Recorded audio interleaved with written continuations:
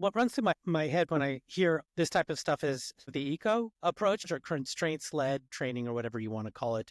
It seems like a lot of you guys have been doing this kind of stuff forever. It's just now there's sort of formalized research or whatever, somehow permeated, right, within Jiu Jitsu and the zeitgeist. Your thoughts on that, and if you're using that type of thing?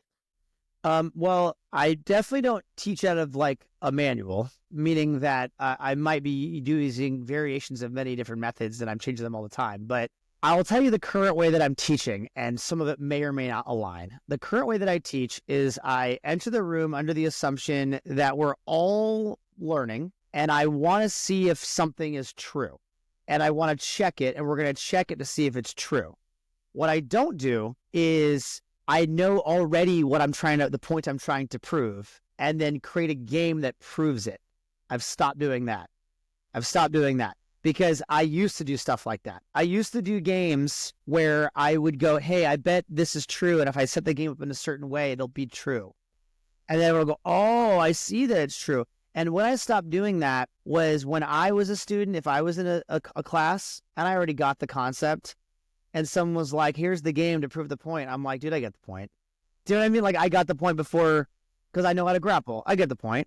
So why are we doing this? What I realized was more interesting to me and would be interesting to the whole level of everyone in the gym is if I'm like, I think you should always keep touching the person who's passing your guard if you can. Let's see if this is true. Meaning if the person is close to the touch and you're not touching him, I think that might not be a good idea. So what we're going to do is we're going to have the bottom person insist on making constant contact all the time and see if your retention rate goes up.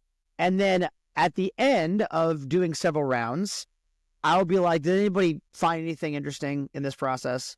And someone will be like, oh, well, I found that if I put my feet on them in this way, it didn't work at all. But I put my feet on them in this way, then what you said was true. And okay, let's keep working. That's how I teach.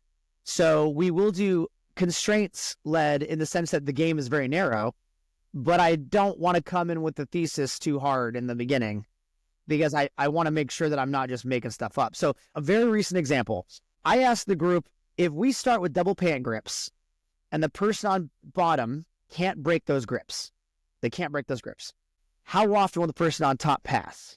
And the room was like, all the time. That's the room said, all the time. And I'm like, okay, let's just run this for the entire class. Nobody could pass the guard like that. Like that's what ended up happening, right? Because the problem is that you got to get off those pants to pass the guard, right? You know what I mean? And so like people were like, well, I got to let it go. And the second they let it go, it turned out that it didn't really have the effect that people thought it would. It doesn't mean pant grips aren't good. It's they didn't do what people thought they did. People thought the pant grip was the instant pass. The pant grip wasn't an instant pass. The pant grip was, I can move your feet off of me.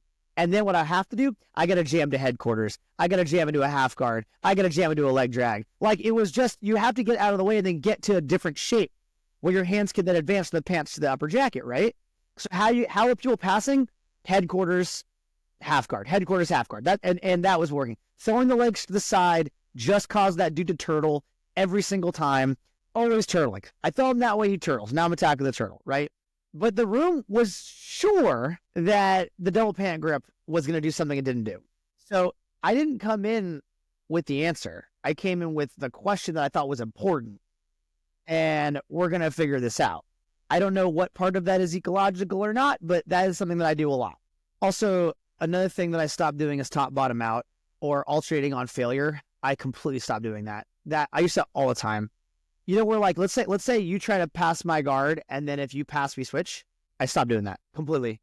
And the reason why was I realized if you are learning right now, and I go, I want to see how you pass my guard, and I want to figure out how to stop you, the first thing I'm going to do is let you pass my guard like 5 times in a row. That's the first thing I'm going to do. And go, what is happening? And then I'll turn one knob and go, does that stop it? Yes, yes, yes, no. Okay, 2 knobs. Yes, yes, yes, no. Top, bottom, out will never allow you to figure out anything because you don't have time to take in data. You are in win mode, you're in competition mode, and you're doing your best thing for better, for worse. It will not get better. The only reason to do something like that is because you're like 2 weeks out for competition and you're just trying to like get like aggressive fire out of people. You know what I mean? If you're just like, You're specifically building fight in people, not learning. Building fight in someone is completely different than teaching someone. So if I'm like, you need to go in there and pass that dude's guard. If you fail, you have to go on the wall. That's very different. And that has value. It does not have value learning how to retain a guard or pass a guard. So instead, I'm going to be like, we're going to do this 2 minutes. Person on top, just pass the guard for 2 minutes. Person on bottom, slow him down. Try to stop him.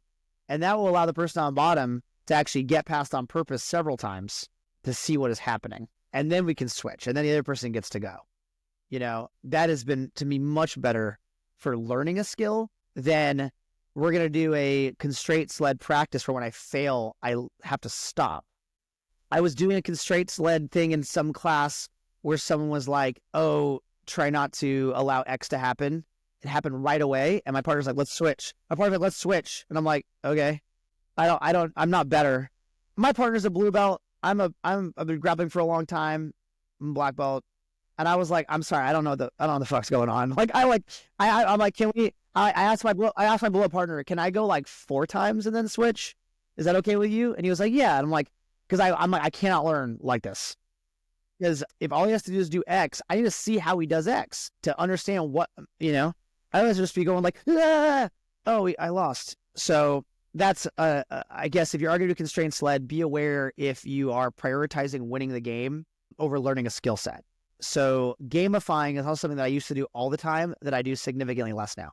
I used to gamify all the time, and what it causes people to do, are you a gamer? You play Magic? I'm a poker guy. Okay, well, great. You're a gamer, so that's the same thing. Your goal is to win poker. That is your goal. And if there's a way you can win poker that is a little bit not what they intended you to do, you will do it, as long as it's legal in the rule set. You're going to touch all the edges of the rules all the time. Am I allowed to do this? Is this sound like you're going to touch all the edges of the rules?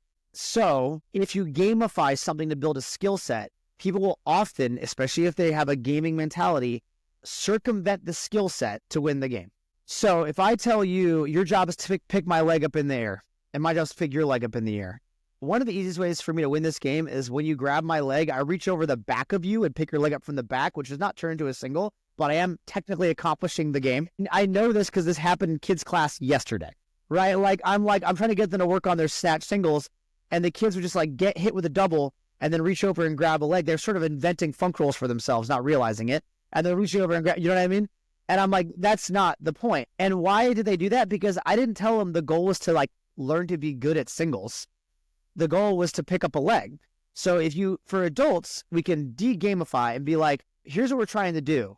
Your goal is to get better at grappling. That's the goal, not win this game right now.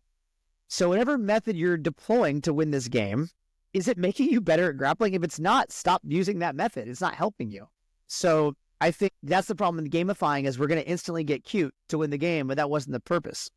And so whenever I do games now with the kids and the kid goes, what am I trying to do? I'm like, you're trying to get better at jiu-jitsu. That's like the joke I say like every time. I mean, like, what are we doing in this game? You're trying to get better at jiu-jitsu. Do that. Work on that for 2 minutes, you know? But I think so those are my adjustments. If you're going to do the constraints-led thing, be aware of gamifying it so much that you can actually not learn the thing. Be aware of switching so often that you don't have time to develop and fail on purpose. And also be aware of preloading the lesson into the drill that you think is going to happen and making a game that proves your point. Be aware of doing that. Because then it would technically mean you'd have to know all the answers before you started the class, and you learned all the answers without the constraints-led method, which suggests constraints-led method is stupid. That's what that would suggest, right? If I knew all the answers and I learned them the traditional way, and now I'm teaching in the non-traditional way, that makes the whole thing sus. But if I'm using the non-traditional way to teach myself, that makes it more legitimate. If I'm learning from the process versus going, I already know all the answers, how can I rebake it for you? That's sus to me.